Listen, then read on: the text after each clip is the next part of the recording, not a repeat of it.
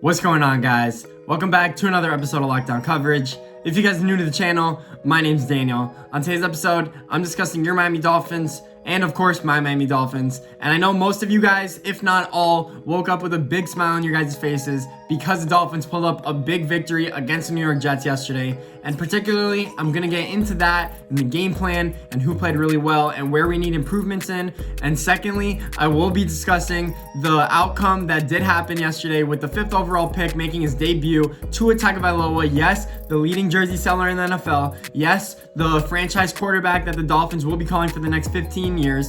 Yes, the only lefty in the NFL that's actually really good. The next coming of Michael Vick. No, but seriously, I will be getting to Tua Tagovailoa later in the video. First off, I did want to mention how good the Dolphins actually did look coming into the game yesterday. And I know people are going to say the New York Jets. We played the New York Jets, and the Jets are the worst team in the league. They could potentially go 0-16 looking forward. Adam Gase is the worst coach in football right now. I don't know how he continues to have a job, and the Jets just keep letting go players like it's their fault. Le'Veon Bell was not the problem. Jamal Adams wasn't the problem. Robbie Anderson was not the problem. Look at them. Look at what Adam Gase does. Players leave the Jets and they improve and just get better. So I don't know if it's really Adam Gase's fault. I truly think it is. The offensive wizard scored 0 points yesterday for the Jets. And I know Joe Flacco is their quarterback as well, but the Dolphins, give them a lot of credit. Ryan Fitzpatrick came out there and executed the game plan the first few drives to perfection. Ryan started the game with 3 touchdowns before halftime. The score was 21-0, should have been 28-0, but Ryan Fitzpatrick threw an interception in the red zone, and that was a big boo-boo by Ryan, but we actually played really well. Our receiver stepped up. Preston Williams scored another touchdown. Devontae Parker is that consistent player we need. He does kind of still look a little lingered from earlier in the season, but we do have a bye week, so he officially has time to recover. Myles Gaskins looks like a stud running back. What else do you want me to tell you guys? He had 18 carries for about 95 yards. I'm pretty sure he looked really good, as well as a good pass catcher. Jordan Howard was a healthy scratch. I think we might cut him before the season ends, if you had to ask me. That was probably the worst signing we had, but again, he's a running back and we signed him for cheap. Other players that did look really good, Christian Wilkins. When Christian Wilkins gets one-on-one matchups on the defensive line, I am telling you, this guy is a stud. He gets double teamed up the middle majority of the time. Look at what the 49ers did to Aaron Donald yesterday. They held him to nothing. So I don't care if you're the biggest guy on the planet, when you have 2 6'3", 300-pound men attacking you and not just one, it is really hard to get off the line of scrimmage and actually rush the quarterback and get pressure and get sacks. It is impossible almost. So Christian Wilkins looked really good. Another key signing, which I give us an A+ for, Emmanuel Ogbah. No one was talking about this man during free agency. He signed a 2-year, $15 million deal. We're only paying him $7.5 million, and he has 5 sacks through 6 games. And I know that a few of them are in a little bit of garbage time, but Emmanuel Ogbah has consistently put pressure on the quarterback and done decently well against the running game. Great signing by us. He was an underrated key addition to our team. Other players that are doing really good on this Dolphins team, Xavier Howard.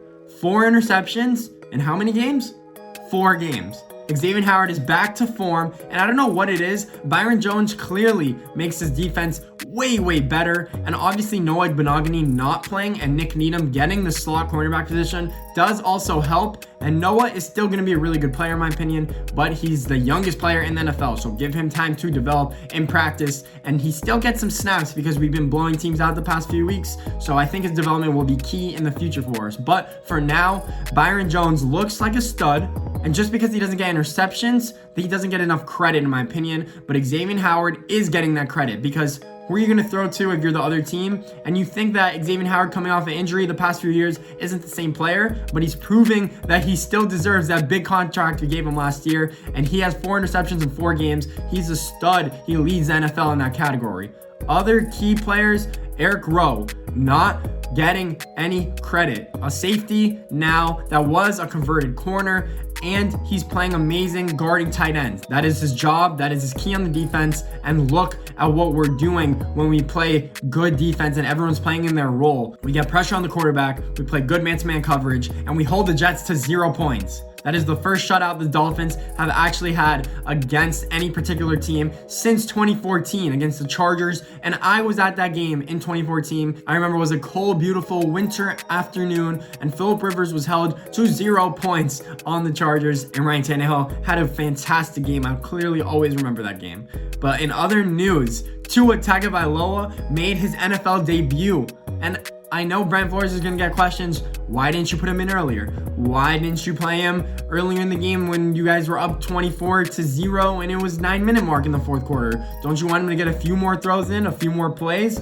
No. Tua Tagovailoa looks ready as it is. The few plays that he did play, he showed a full arsenal in just those few plays. Handoffs, read option routes, and he rolled out of the pocket and he threw a laser. And I know it was a 2-yard completion, but he looked like he could do it all. He also stood in there in the pocket with a little bit of pressure and threw a first down to Jakeem Grant. And by the way, that was the only first down that the Dolphins converted in the game. We lost the turnover battle because Ryan Fitzpatrick threw 2 interceptions to our 1 that Xavier Howard had.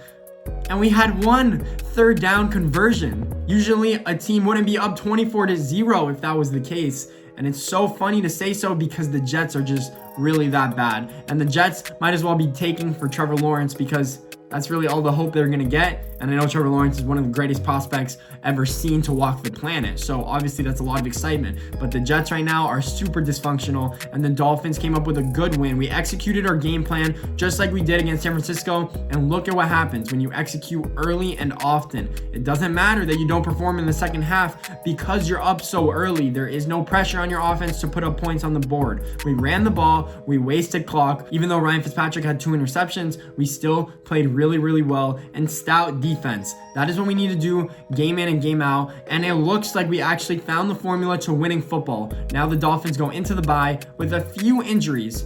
Van Ginkel actually was out of the game early with an evaluated concussion, and Raekwon Davis is also injured, the rookie second-round pick from Alabama. So we'll get them time to recover. We need Devontae Parker to be full strength because we have a tough road ahead, and I think the Dolphins need this bye. It came at a good time.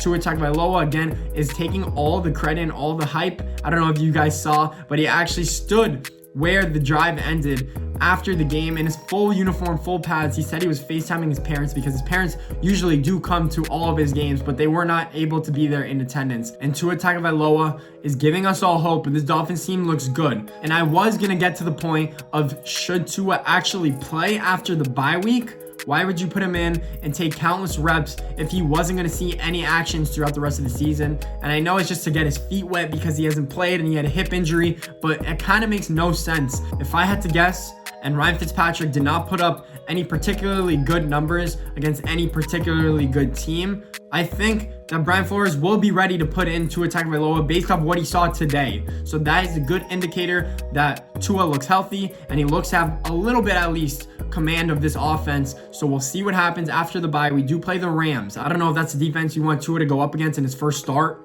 against Aaron Donald and Jalen Ramsey, but we'll see what happens. And I love what the Dolphins are currently doing. We're 3-3. We're 1 game out of first place in our division. We are currently ahead of the New England Patriots, who are 2-3. And I'm going to leave this graphic up for the rest of the video because the Patriots are officially no more. And Cam Newton does not look the same. And Bill Belichick needs Tom Brady, and their little marriage that they always had for the past 20 years is finally over. So let's go, Dolphins fans. Fins up. The Dolphins are getting me hype going into the rest of the season. Let's see what else happens, and let's see where Tua eventually starts down the road. Let's see if this defense can continue to play top 5 defense. That is what they've been doing over the past 2 weeks. Thanks for watching, guys. Please make sure to leave a thumbs up and subscribe to the channel. More Dolphins videos to come. Love all you guys.